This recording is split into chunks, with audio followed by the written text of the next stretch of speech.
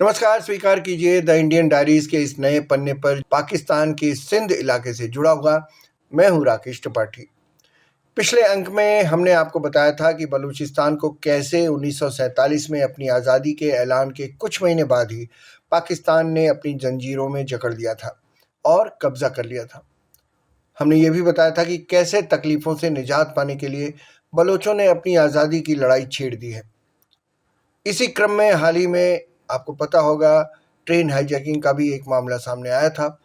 आज आपको सुनाएंगे पाकिस्तान के एक और सूबे की कहानी जो पाकिस्तान से अलग होना चाहता है, और ये सूबा है सिंध।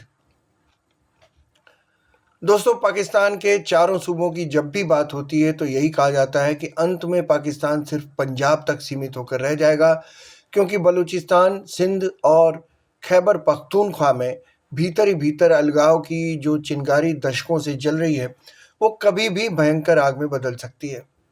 बलूचिस्तान में ताज़ा ट्रेन हाईजैकिंग की घटना आपने देखी होगी। वहाँ चिंगारी आग में तब्दील हो चुकी है। हमने पिछले अंक में आपको बताया भी था कि बलूचिस्तान का शोषण कैसे पाकिस्तान पिछले 78 सालों से करता आया है। हमने आपसे वादा भी किया था कि हम आपको पाकिस्तान के बाकी प्रांतों के बारे में भी बताएंगे कि कैसे वे पाकिस्तान से अलग होने की तैयारी कर रहे हैं। तो आज सिंध देश की दारुण कथा, जिसके बीज भारत विभाजन से ही पड़ने शुरू हो गए थे।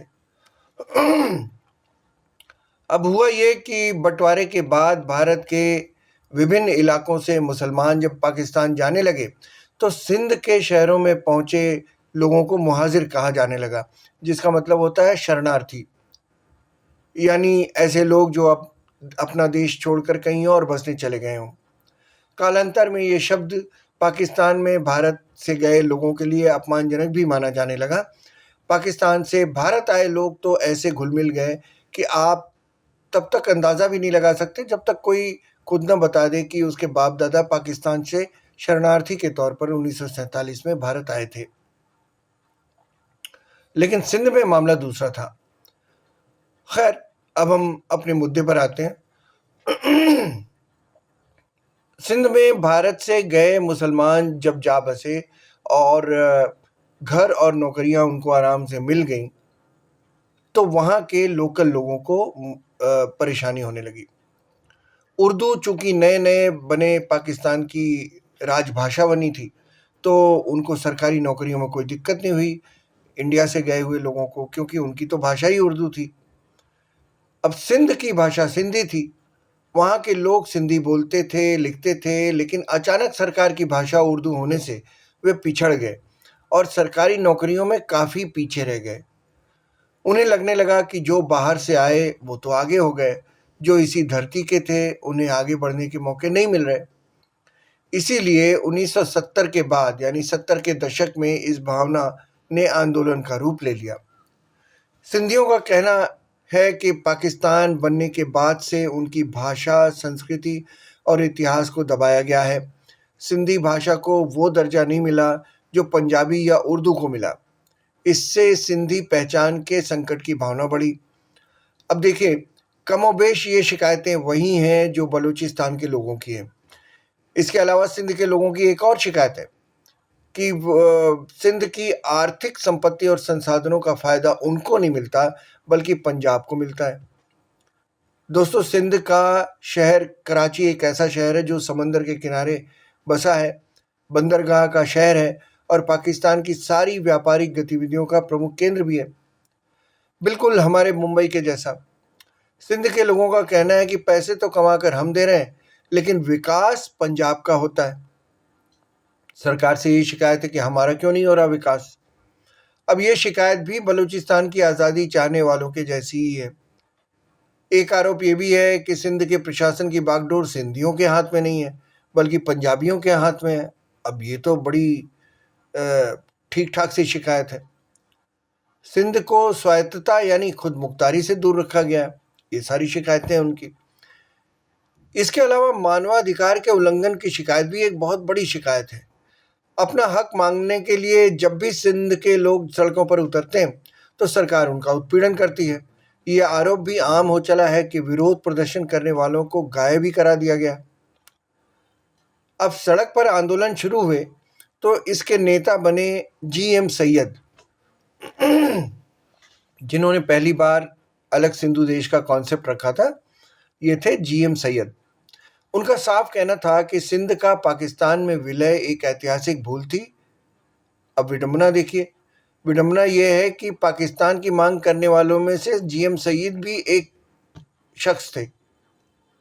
लेकिन जब पाकिस्तान बन गया और उनका भ्रम टूटा और सिंध की पहचान का संकट बढ़ गया, तब उन्होंने अलग सिंधु देश का विचार रखा। इसके बाद से कई छोटे बड़े समूह सिंध की आज़ादी की मांग करते रहे हैं। हालांकि ये आंदोलन मुख्यधारा की राजनीति में बहुत असर डाल पाया हो, ये बात नहीं है, लेकिन फिर भी कभी कभी ये सब चलता रहता है। जैसे GA सिंध मुत्ताहिदा महाज यानी JSM के अध्यक्ष शफीकुर रहमान हैं, जो रहते तो जर्मनी में हैं, लेकिन अलग सिंध देश के लिए सशस्त्र संघर्ष की मुहिम चला रहे हैं। अब मुहिम धीमी पड़ जाती है बीच बीच में, क्योंकि पाकिस्तान की बड़ी पार्टी PPP यानी पाकिस्तान पीपुल्स पार्टी, जो भुट्टो परिवार की पार्टी है, वो सिंध से ही है। अब PPP जो है वो सिंधी अस्मिता की बात तो करती है, लेकिन अलग सिंध देश के कॉन्सेप्ट से खुद को अलग भी रखती है। अब इससे वो जो पहनापन होता है आंदोलन का सिंध देश को लेकर, वो धीमा पड़ जाता है। भुट्टो का परिवार ताकतवर परिवार है, 2 प्रधानमंत्री दिए हैं भाई इस परिवार ने, और तीसरी पीढ़ी लाइन में लगी है, आपको पता है। हालांकि इंटरनेशनल लेवल पर इस मुद्दे को उठाने वाले, सिंधु देश के मुद्दे को उठाने वाले कई नेता यूरोप में सक्रिय हैं और लगातार कोशिशें होती भी रहती हैं कि UN के मंचों पर मानवाधिकार हनन से जुड़ी रिपोर्ट्स पेश की जाएं। इसके अलावा नाराज़गी इस बात को लेकर भी है कि सिंध में तेल और गैस, कोयला और कृषि के बड़े बड़े संसाधन हैं। राष्ट्रवादियों का आरोप है कि इन संसाधनों से मिलने वाला मुनाफा उन्हें नहीं मिलता, बल्कि पंजाब और इस्लामाबाद ले जाते हैं। सिंध को उसकी आर्थिक हिस्सेदारी पूरी मिलती ही नहीं है। ये सब शिकायतें बड़ी वाजिब हैं। अब सिंध का ये भी कहना है कि नेशनल फाइनेंस कमीशन जो है पाकिस्तान का, वो उन्हें पैसे कम अवार्ड करता है, मतलब उनको हिस्सेदारी नहीं मिलती।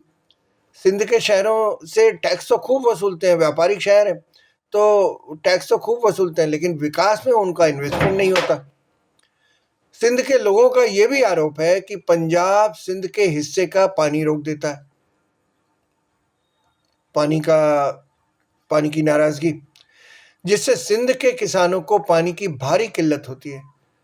अब ये मुद्दा भी राजनीतिक तनाव को बढ़ाता रहता है बीच बीच में।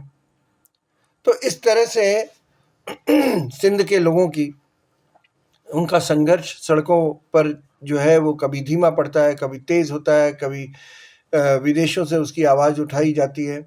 इस तरह से ये धीमे धीमे चलता रहता है। तो ये थी पाकिस्तान के एक बड़े सूबे सिंध की व्यथा कथा। माना जाता है कि वो दिन दूर नहीं है जब अपनी परेशानियों से आजिज आ चुका इस सूबे का संघर्ष भी एक नतीजे में बदलेगा। अब अगले अंक में आपको सुनाएंगे खैबर पख्तूनख्वा की कहानी द इंडियन डायरीज के पन्ने पर। आपसे रिक्वेस्ट है कि ये चैनल सब्सक्राइब कीजिए, लाइक कीजिए, शेयर कीजिए और कमेंट कर हमारे सवालों का जवाब ज़रूर दीजिएगा।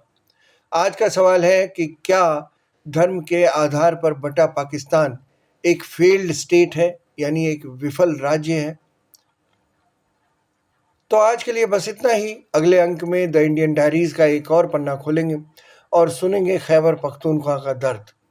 तब तक के लिए आज्ञा दीजिए। नमस्कार।